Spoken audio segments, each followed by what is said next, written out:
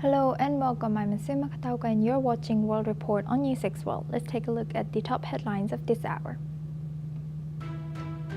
As the conundrum over Russia-Ukraine peace deal grows, Ukraine hints at hope, says common understanding reached with United States on peace deal aimed at ending the war with Russia.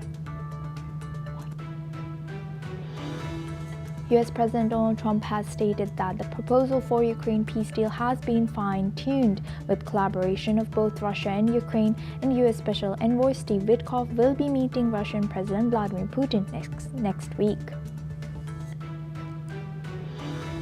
Treasury Secretary Scott Bessent has stated that President Trump has hinted that he may hold up for two in-person meetings with Chinese President Xi Jinping next year, marking an unprecedented level of high-level meeting between US and China.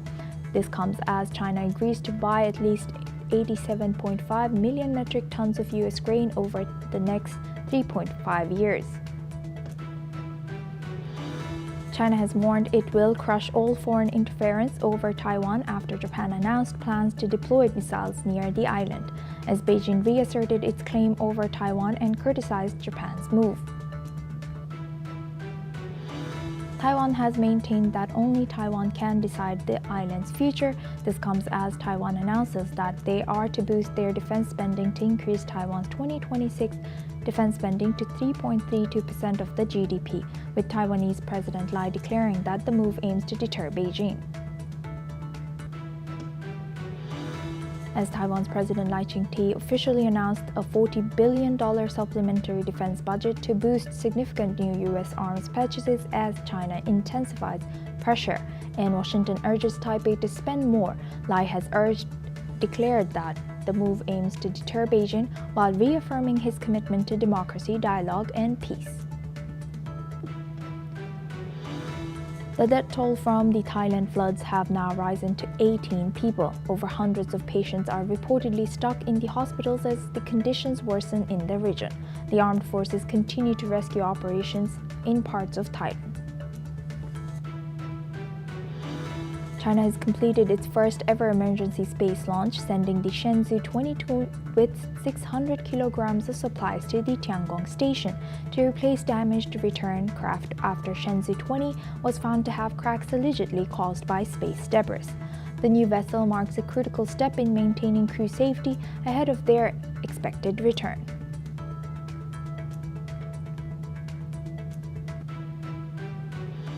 Now we start with Ukraine and Russia. Ukraine's President Volodymyr Zelensky says he's ready to move forward on a US-backed framework to end the war with Russia and to address the most sensitive issues directly with the US President Donald Trump, along with Europe at the table. But deep gaps remain. Kyiv fears being pressured into accepting a deal that could force territorial concessions to Moscow. Zelensky has urged European leaders to help shape the long-term reassurance force for Ukraine, saying security decisions must include the countries they affect. Let's in fact listen into what Ukrainian President Volodymyr Zelensky has shared. Розраховую на подальшу активну співпрацю з американською стороною та з президентом Трампом. Багато залежить від Америки, бо саме на американську силу в Росії зважають найбільше. Я дякую всім, хто з Україною. Я дякую всім, хто допомагає. І важливо зараз тримати внутрішню силу так, як ми всі хочемо, щоб наша сила в дипломатії спрацювала. Meanwhile, President Trump has said that only a few disagreements are left. He's sending U.S. envoy Steve Witkoff to meet separately with President Putin in Moscow and Ukrainian officials, but he has backed away from Thursday's deadline. Let's in fact listen into what U.S. President Donald Trump has shared. Well, I don't have a deadline. You know what the deadline for me is? When it's over. And I think everybody's tired of fighting at this moment. They're losing too many people. We're having I don't know, he would like to come, but I think we should get a deal done first. We're having good talks. We started with Russia. We're having some talks with Russia.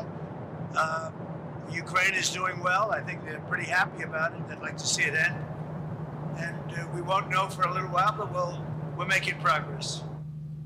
Now for this discussion, we welcome Professor Georgi Tolaraya. He's a professor at Russia Academy of Science, who joins us live from Moscow. Thank you very much, Professor, for joining us again. Good to see you.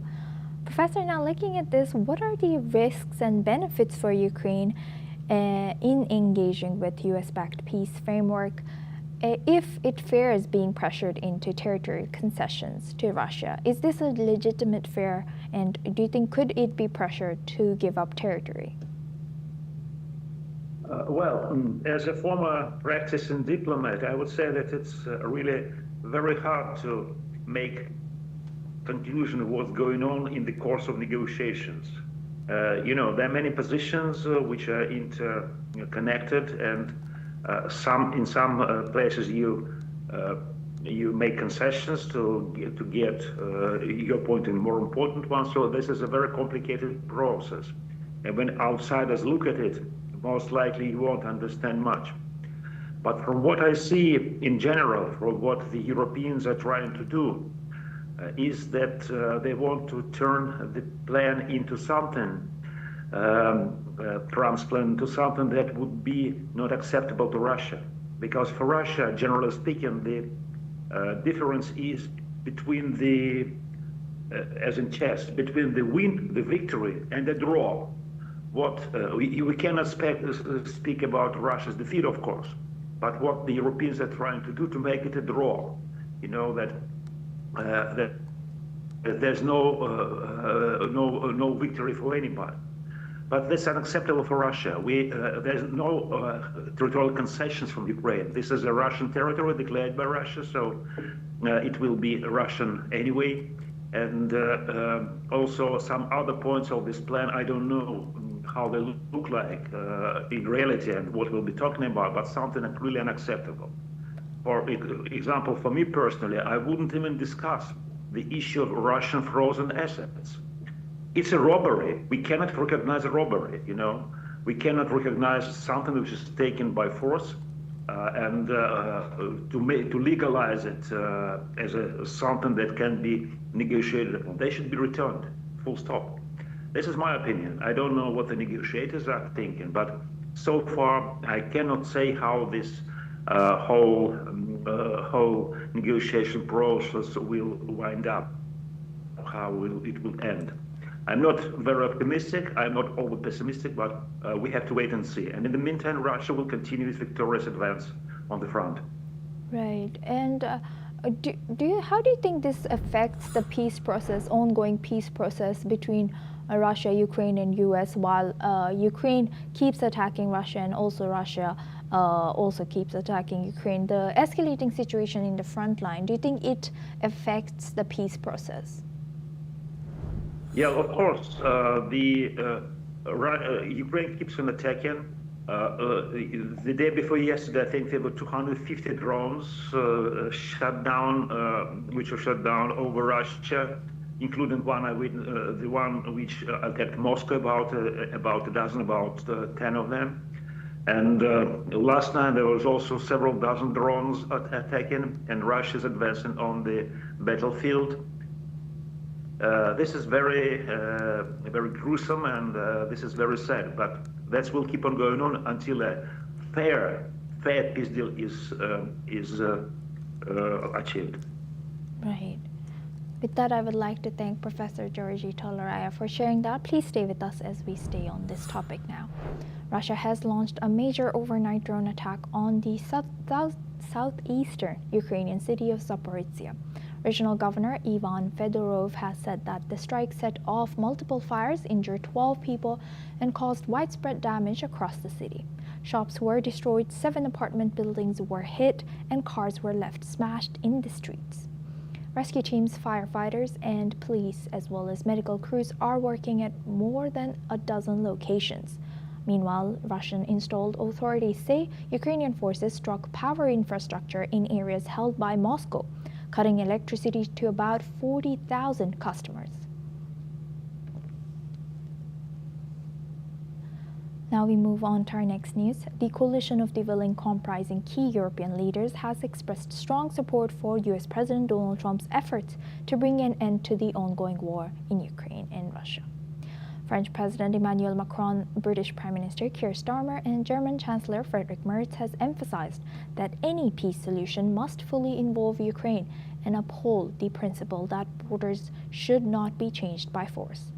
In a related development, Prime Minister Starmer has announced that the UK is prepared to move forward with the European Union on a plan to immobilize Russian assets.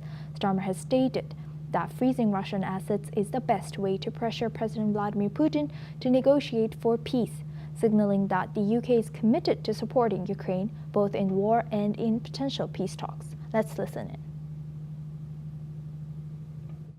We, the UK, are ready to move with the EU on providing financial support based on the value of the immobilised assets. This is the best way to show Putin he should negotiate, rather than trying to outweight us. And it's the best way for us to be ready to support Ukraine in war or in peace. So even as we work towards peace, and we are, there can be no letting up of support to keep Ukraine in the fight.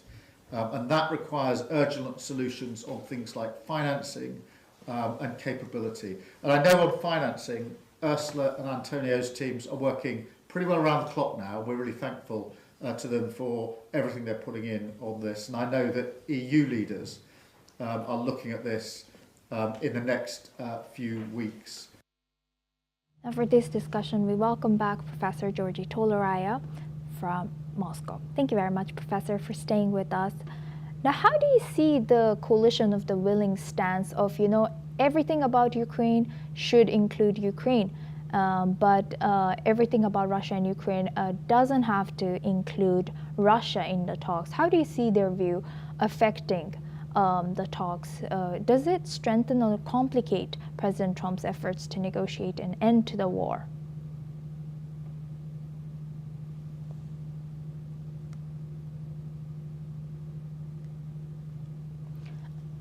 The coalition of the willing, comprising key European leaders, has expressed strong support for U.S. President Donald Trump's efforts to bring an end to the war in Ukraine and Russia. French President Emmanuel Macron, British Prime Minister Keir Starmer, and German Chancellor Friedrich Merz has emphasized that any peace solution must fully involve Ukraine and uphold the principle that borders should not be changed by force. In a related development, Prime Minister Keir Starmer has announced that the UK is prepared to move forward with the European Union on a plan to immobilize Russian assets.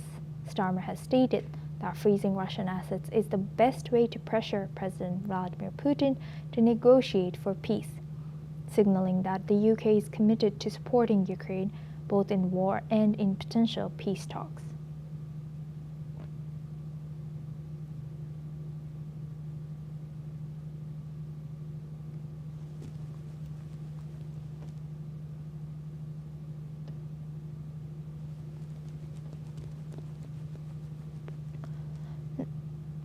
Now we move on to our next news. We are moving on to Asia.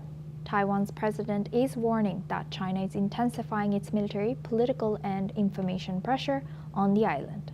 The president has accused Beijing of accelerating preparations to seize Taiwan by force and trying to redefine democratic Taiwan as China's Taiwan. He has said that China is stepping up military drills, gray zone harassments, and influence operations aimed at undermining Taiwan's autonomy. The president has also warned that threats to the border Indo-Pacific are rising as Taiwan faces increasing attempts at infiltration and coercion. His remarks come amid a steady rise in Chinese military activity around the island, along with ongoing cyber disinformation and political influence campaigns documented by Taiwan's security agencies. Taiwan says it will continue strengthening its defense posture and deepening partnerships with like-minded democracies to maintain stability. Now for this discussion, we welcome Mr. Andrew K.P. Long. He's an independent China strategist, joins us live from Hong Kong. Thank you very much, Andrew, for joining us again. Good to see you. Now, Andrew, how do you think China sees Taiwan increasingly or boosting up their defense and buying more arms from U.S.? Well, nothing much has changed in the dynamics. First of all, Taiwan is, of course, not a nation recognized by the United Nations, nor by the United States, or by virtually all the countries across the globe.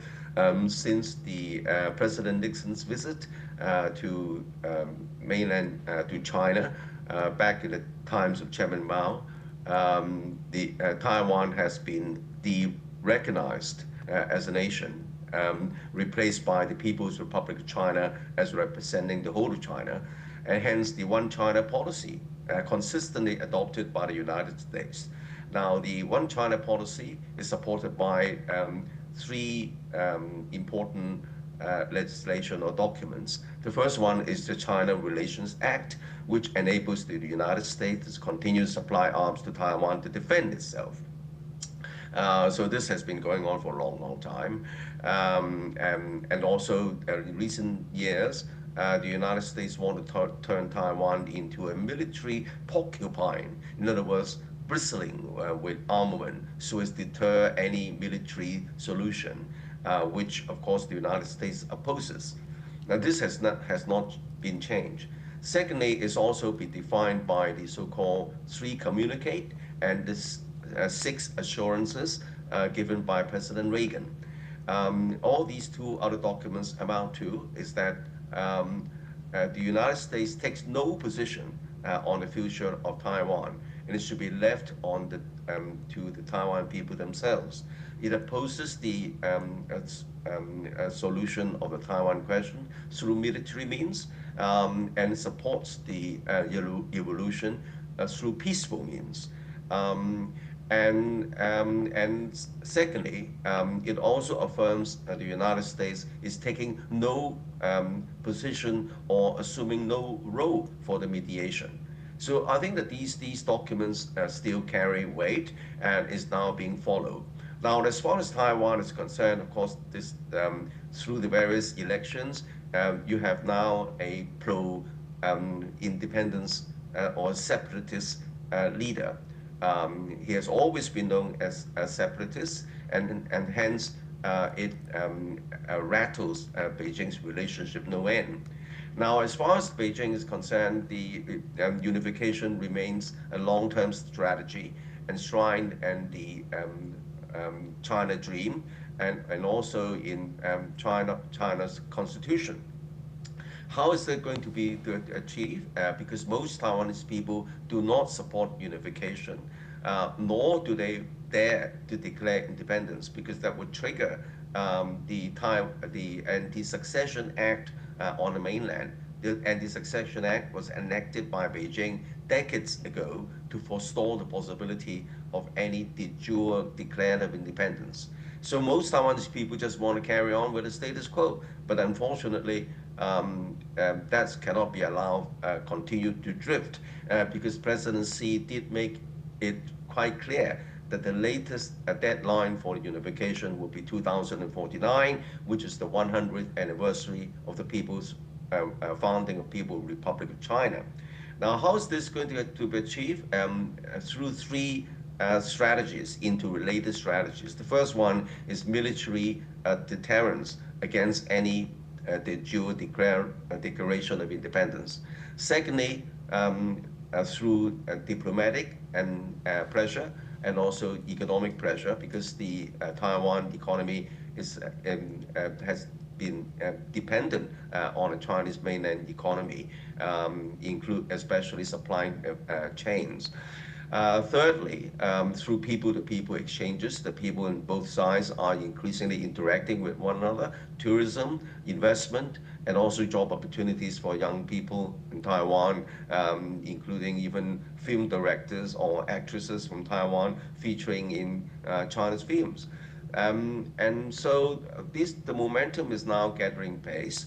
And of course, as Taiwan is being increasingly armed to the teeth, and so China's getting prepared to exercise more deterrence against any separatist movement. Now, there is a big confusion and big red herring, total misunderstanding in the West, as if Beijing is going to invade Taiwan by 2027.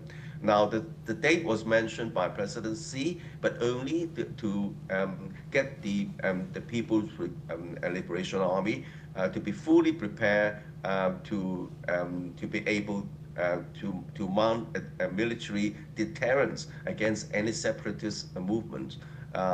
2027 is needed so that Beijing would develop an unbeatable force by that time. But it's only a contingency. It's not, repeat, not a date to take military action, because the preference is still for peaceful unification based on the three related strategies which I've outlined. Right. Thank you for outlining all that, Andrew. And Andrew, can you tell us why does this, as you know, you mentioned Taiwanese people and China mainland people's engagement is gaining momentum, and the three ways you mentioned that things could happen. Now, why do you think President Lai so firmly rejects Beijing's one country, two systems stance? And is he popular, or is his stance popular in Taiwan? How long do you think he can carry on this? Well, of course, at the beginning, Beijing was using the Hong Kong Macau example of one country, two systems, but most Taiwan people reject this formula, saying that's not good enough. But I think that Beijing is leaving the options open. If the Taiwanese would like to proceed with negotiation for the unification, I'm sure that the Beijing would find a way to make the final package even more favorable compared with Hong Kong and Macau, provided that the one country principle is upheld. And of course, there will be exercise of sovereignty. I don't think that Taiwan would be allowed to have a separate army, for example. But apart from that, there could be political parties on Taiwan, free and fair elections, and Taiwan able to participate in the international organizations, as in the case of Hong Kong, for example, but using the China bracket Taiwan, as in the case of Hong Kong and Macau, China, Hong Kong, and of course Hong Kong has its own separate flag, but along with the Chinese flag, with the national flag. So all these can be discussed. And the end, the main thing is a united, unifying Taiwan into one country, and also enabling the Taiwan people to live a normal and prosperous life. Right, and Andrea, long ago when I went to Taiwan, I remember when entering Taiwan, I had to, as a Japanese passport holder, I had to sign a waiver saying that I will abide by Chinese law when staying in Taiwan. So since when is this kind of system going on? Well, I'm not familiar with what you said with the Japanese passport. That was a different thing, because there was an incident recently when a Japanese national using some other passport, but nothing to do with Japan, because Taiwan is a separate territory. It's always belonged to China, dating back to the Ming Dynasty in 1300s. And even before, because at that time, during the Ming Dynasty, they were already a Beijing administration together with a general station in Taiwan. So it's nothing to do with Japan at all. And of course, Japan invaded Taiwan at the beginning of the Second World War and occupied Taiwan as a colony. Until Japan was defeated. After Japan was defeated, the Allied forces required Japan to return all its occupied territory to China. But at that time, the Kuomintang, which was under General Chiang Kai-shek, was in Taiwan because it was defeated in the civil war in China by the People's by the Communist Party, and so it retreated to Taiwan. And then at that time, immediately after the end of the Second World War, the Allied forces handed over Taiwan to the Chiang Kai-shek, the Kuomintang administration in Taiwan.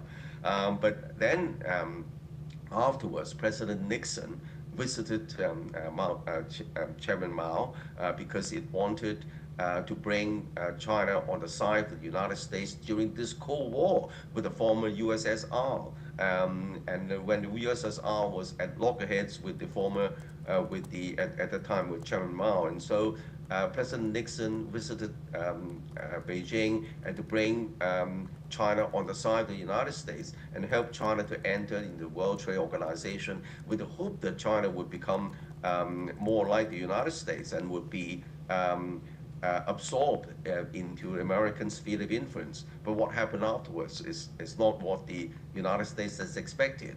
China, of course, has grown its economy, become stronger, but it's not being absorbed in the United States, and is now eating Americans' lunch. Rather than producing Nike shoes and T-shirts, it's now producing high-tech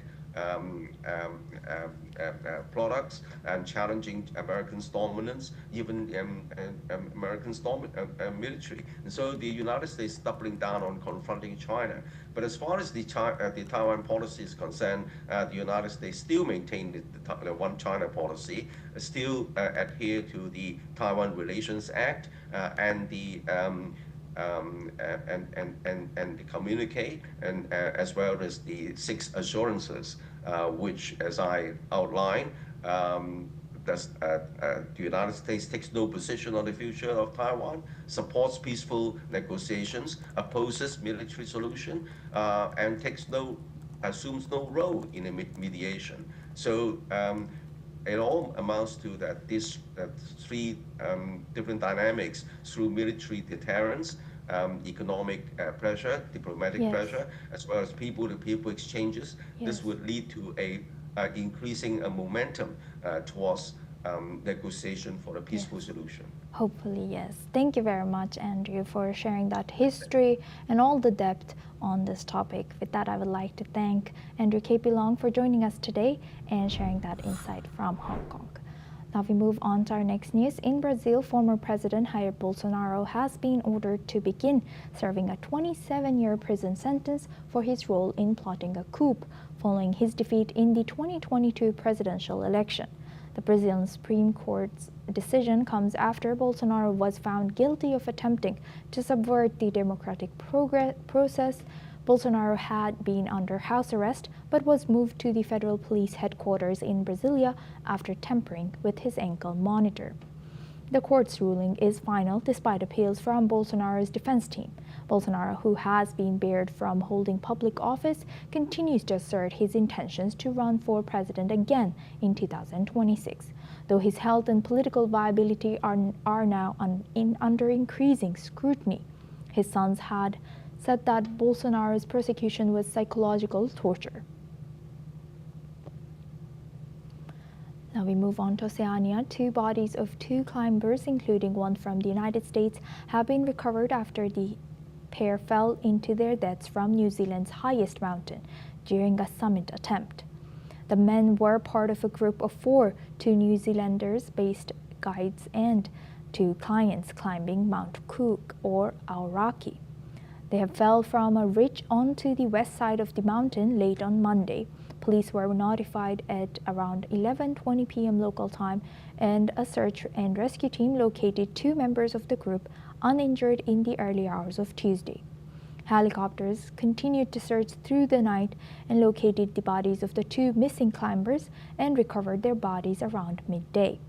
Over the past century, dozens of climbers have died on this mountain, where rock falls are common and avalanches often occur at higher altitudes. Now we move on to Indonesia. At least 8 people have been killed and more than 2,000 residents have been displaced after severe flooding swept through the Sibolga region of North Sumatra in Indonesia. Officials say heavy overnight rains triggered flash floods and landslides, inundating homes and cutting off several communities. Authorities say the number of evacuees could rise as teams continue to assess the damage. With more heavy rain forecast for the region, Indonesia's search and rescue agency is urging people to avoid low-lying and flood-prone areas. Emergency crews remain on high alert as conditions continue to deteriorate. And that's all we have time for. Keep watching NewsX World for more news updates from around the world.